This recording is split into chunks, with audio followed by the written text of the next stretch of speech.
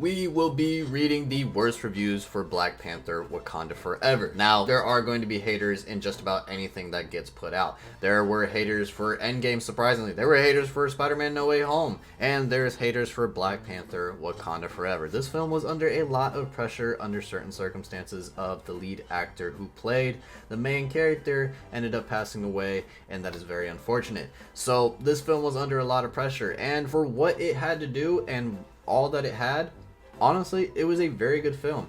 Now, I've been scrolling on every single social media platform and have been seeing people's opinions on it. And it seems like everybody is split 50-50. There are people that like it, there are people that don't like it. And right now, today, we will be reading from the people that do not like it. Just got off of work, so I am on the grind trying to get as much content to you guys as possible. A very easy way for you to support that grind that I am on is going to hit that subscribe button and leave a like on this video and leave your honest opinion on what you think about Black Panther Wakanda Forever. So let's read some of these terrible reviews on Black Panther Wakanda Forever. Alright, so off rip, we have this guy Christian Toto. Ryan Coogler's sequence mourns Boseman. Can't deliver suitable successor. I mean, who else was supposed to be the successor? Like, in the comics, Shuri ends up being Black Panther, and towards the end of the movie, this is a spoiler for anyone that hasn't watched it, Nakia and T'Challa have a son. The son's name is T'Challa, so they're going to continue the story of T'Challa. Like, what else are they supposed to do? Who else is supposed to take the mantle? Was Shuri not supposed to be the Black Panther? What is she supposed to be? The fucking Dark Jaguar? Well, who? This guy, I don't like your review. I don't even like your picture either. Dude took the picture in 2008. His first Facebook account. This one's a top critic. It's got a star next to them, so they gotta be valid. The opening and closing sequence of Wakanda Forever will make your heart ache. It did. I was pretty emotional during it. But at 2 hours and 41 minutes, this is also one of the longest films in the MCU. The longest non-Avenger movie, at least. And there are long stretches in which border on boredom. I was weepy, but also weary. I don't know how you can get bored at a film like that. I don't think there were any slow scenes. There was perfect timing for how long something was supposed to be. So it's like, I don't know.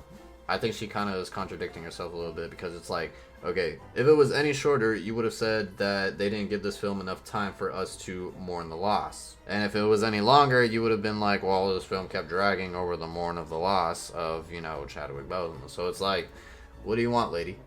You can't please everybody. This guy, Adam Ollinger, this is I guess he's a YouTube movie reviewer. When I'm getting more choked up over the death of a character from a dumb Fast and Furious movie than I am for a character I genuinely care about, something's wrong. Wakanda Forever takes its time being a disappointment. Okay, buddy, I think you are wrong.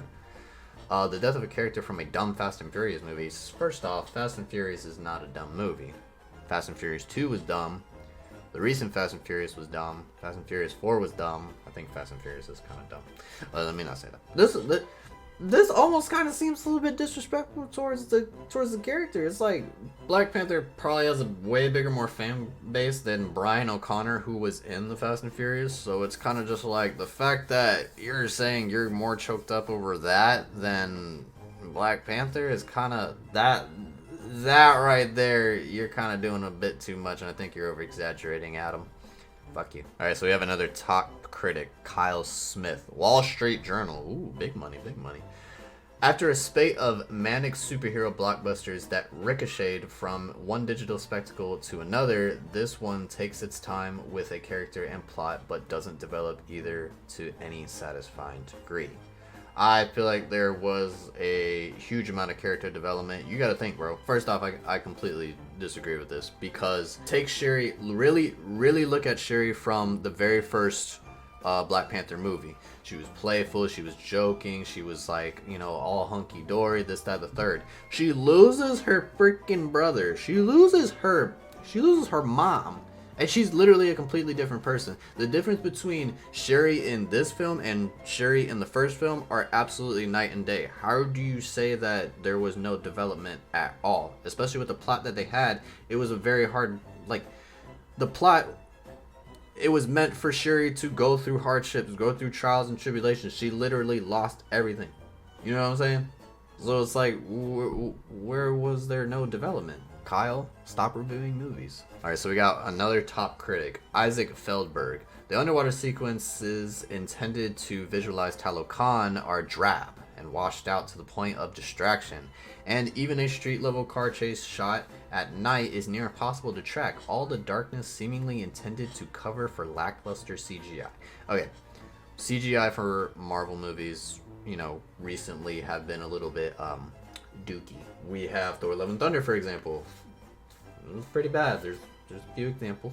But for a film like this, I felt like all the CGI was actually pretty good, and the scene where Shuri and, you know, Namor were, he was showing her Talokan, I thought that was absolutely freaking beautiful, my dude. You're giving this a D+ score. I don't understand how you couldn't see anything that was going on. Let's...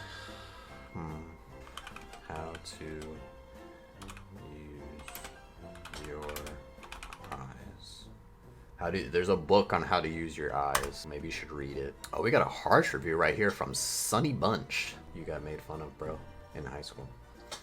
Black Panther Wakanda Forever seems to have taken the lessons from its predecessor's success and throw them right in the trash. Gave it a 2 out of 4, which is a 50% score. Listen here, Sonny. Looked like you woke up on a cloudy day with this review. Because you woke up and chose violence. Okay, so he's basically saying the movie is absolute trash and garbage. So the movie is not trash whatsoever.